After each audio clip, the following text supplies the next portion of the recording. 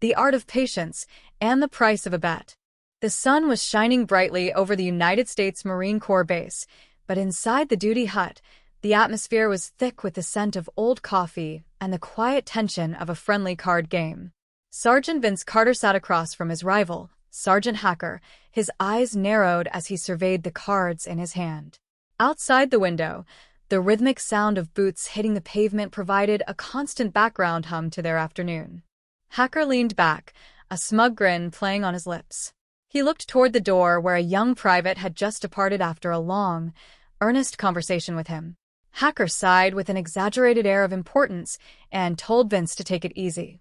He suggested that the boys should just sleep on it tonight and they would talk about it again tomorrow, expressing confidence that everything would work out all right. Vince stared at Hacker, his patience already wearing thin. He asked if Hacker was now the chaplain, wondering why he spent 10 minutes with that kid. Hacker shrugged, explaining that whenever his boys had a problem, they came running to him because he was their father image.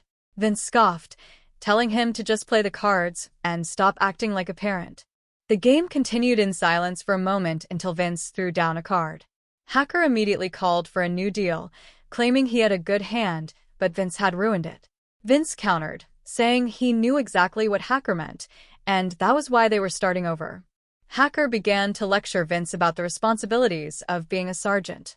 He spoke about wet nursing the men and listening to their troubles as if it were a sacred duty. He called it rapport, a quality he claimed Vince utterly lacked. Vince was insulted, insisting he had just as much rapport with his men as Hacker did. Hacker challenged him, asking if his men ever confided in him or brought him their problems. Vince argued that he was not an advice columnist like Dear Abby, but he viewed himself as a man who had been around, seen everything, and knew all the angles. He felt he could give his men the benefit of his experience if they wanted it. Hacker simply pointed out that Vince had no patience, which was exactly why the men stayed away. To prove his point, Hacker suddenly announced he had gin, laughing heartily as he collected the imaginary points. Later that afternoon, Vince stood before his platoon, his voice booming across the parade ground. He ordered them to move, calling them creeping knuckleheads as he drove them through their drills. Once they were assembled, he decided to put Hacker's theory to the test. He announced to the group that he wanted to prove he had rapport with all his men and asked if anyone had a problem they would like to discuss with someone older, wiser, and more patient. The men stood in stony silence, staring straight ahead. Vince grew frustrated, urging them to get off the dime and speak up. He turned to a soldier named Slater and asked if Slater liked him. Slater, looking nervous, replied that he did like the sergeant. When Vince pressed him on how much he liked him, Slater could only stammer a polite but vague response. Just as Vince was about to give up, a familiar voice piped up. It was Gomer Pyle. He stepped forward and told the sergeant that he had a personal problem he was embarrassed to discuss in front of the others. Vince, seeing an opportunity to prove Hacker wrong, ushered Gomer into the duty hut and told Slater to excuse them. Inside, Gomer began to explain his dilemma with great earnestness. He told Vince that during his last dental checkup, the doctor told him he had an underbite. He explained that it could be corrected with a retainer, a steel wire held in place by a strap that goes around the neck. Gomer went into great detail about how he would only have to wear it at night, but he was worried about the bother and the length of time required. He looked at Vince with wide, trusting eyes and asked for his opinion. Vince's face turned a deep shade of red. His eyes bulged as he struggled to process that he was being asked for dental advice. Finally, he snapped, telling Gomer to get out and not to bug him with such stupid problems. He shouted that he was a sergeant, not a dentist, and chased Gomer out of the hut. Hacker, who had been lingering nearby, stepped into the room with a knowing smile. He mocked Vince for losing his temper and failing the rapport test. Vince insisted he did not lose his temper any more than anyone else, but Hacker challenged him to a bet. $50 said Vince could not go 24 hours without blowing his top. Vince, fueled by pride, accepted the deal. He declared that the only explosion anyone would hear would be the champagne corks popping when he won the money.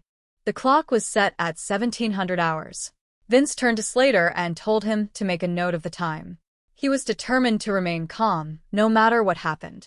As Vince walked through the base, he bumped into Hacker and Corporal Jameson.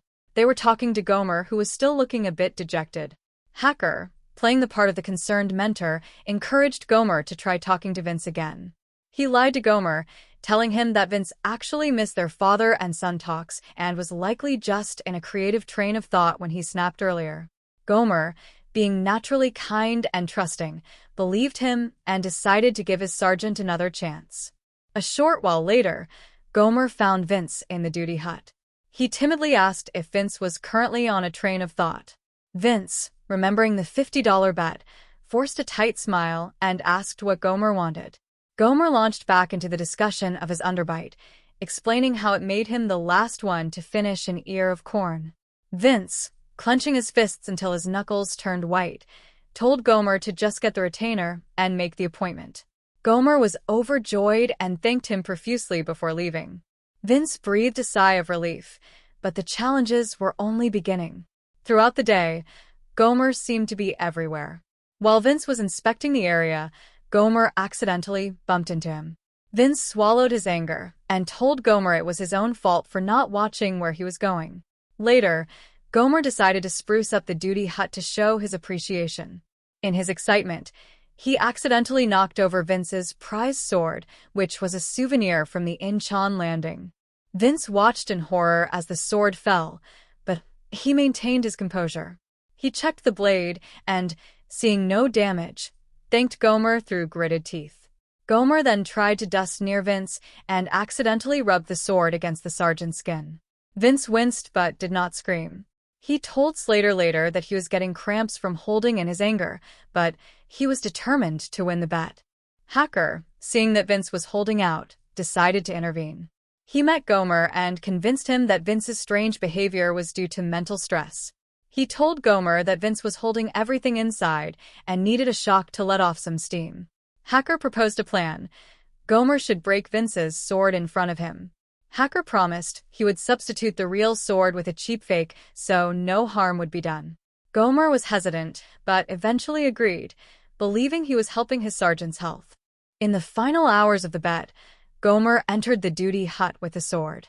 He looked at Vince and announced that he was going to break it. Before Vince could stop him, Gomer snapped the blade in two. Vince stood frozen, his face cycling through various shades of purple. He didn't explode. Instead, he calmly asked why Gomer would do such a thing. Gomer explained that Hacker had told him to do it to help Vince release his suppressed emotions. He also mentioned that Hacker had supposedly switched the sword for a fake. Vince looked at the broken pieces and realized Hacker had lied. The sword was the real one. However, instead of getting angry, Vince felt a strange sense of victory. He realized he had reached the 24-hour mark. Vince told Gomer that he had won the bet and that Hacker had been using Gomer to sabotage him. He admitted that he hadn't actually captured the sword from an officer, but had won it in a card game, so it could be fixed. He was so happy about the $50 that he didn't even mind the damage. Just then, Slater arrived with a piece of paper. He told Vince that Hacker had conceded the bet early, but didn't have the cash on him, so Slater had accepted an IOU on Vince's behalf. This was the breaking point. Vince erupted, shouting at Slater for being a knucklehead and taking a worthless piece of paper. He chased Slater out of the hut, screaming at the top of his lungs. Hacker stepped out from the shadows, laughing as he checked his watch. He pointed out that Vince had failed with only 5 minutes left on the clock. Vince had to hand over $50 to Hacker, feeling defeated and foolish.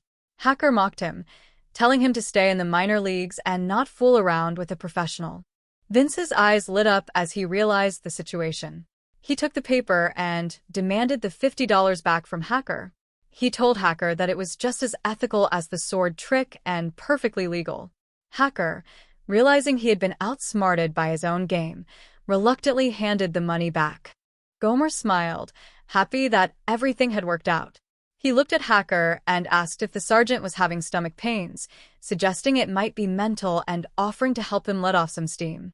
Both sergeants looked at Gomer, realizing that in the end, the simple honesty of a private was more powerful than any bet.